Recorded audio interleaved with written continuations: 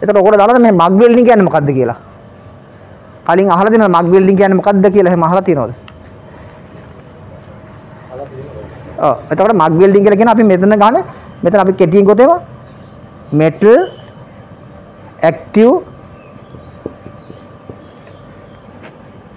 metal active gas.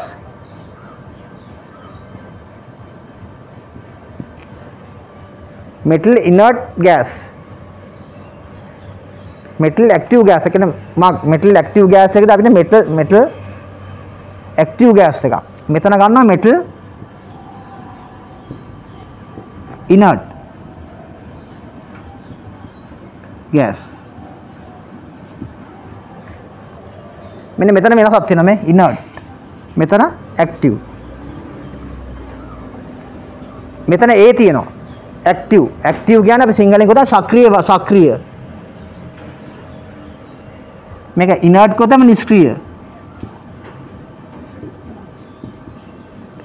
නිෂ්ක්‍රීය වායු. සක්‍රීය වායු. මේ ප්ලස් කෝඩඩ් කියන එක මම වෙනම කියලා දෙන්න මේක ඇවිල්ලා මේකම විශේෂ ක්‍රමයක්. පස්සේ අපි ඒක ගැන කතා කරමු. හොඳේ. දැන් අපි බහුලව කරන මේ ක්‍රමෙත් කරනවා. මේක කරන්නේ මේකේ අපි ඉලෙක්ට්‍රෝඩ් එක මාරු කරලා කරන යම්කිසි ක්‍රමයක් තියෙනවා විශේෂ ඉලෙක්ට්‍රෝඩයක් භාවිතා කරලා මක්වා metal active gas metal inert gas. ඒතර මේ අපිට මේ ඒකයි I එකයි මෙතන. A කියන්නේ active සක්‍රීය වායුවක්. inert කියන I කියවම inert gas නිෂ්ක්‍රීය වායුවක් භාවිතා කරනවා වායුව.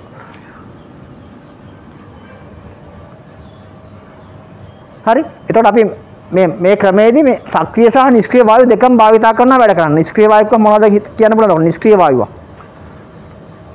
නිෂ්ක්‍රීය වායුව.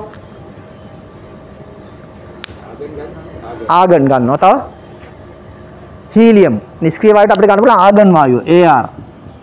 නැත්නම් අපි ගන්නවා හීලියම්. නැත්නම් මේ දෙක මිශ්‍ර කරනවා ආගන් මිශ්‍ර කරන හීලියම් එක. මේ දෙකමත් ගන්නවා. මෙතෙන්දී අපි ඩිරෙක්ට් ගන්නවා CO2 welding carbon dioxide welding කරන්න. ඒ ඇයි කියන එක මම පැහැදිලි කරලා දෙන්න ඇයි එහෙම ගන්න කියලා. දැන්ට අපි කෙටියෙන් ගොතන මග් වෙල්ඩින් මෙටල් ඇක්ටිව් ගෑස් වලට අපි CO2 ගන්නවා මිග් වලට අපි ආගන් ගන්නවා. මේකටත් මේ වායුන් දෙකම මිශ්‍ර කරලා ගන්න වෙලාවල් තියෙනවා තනි වායුවක් ගන්නවා. හරි.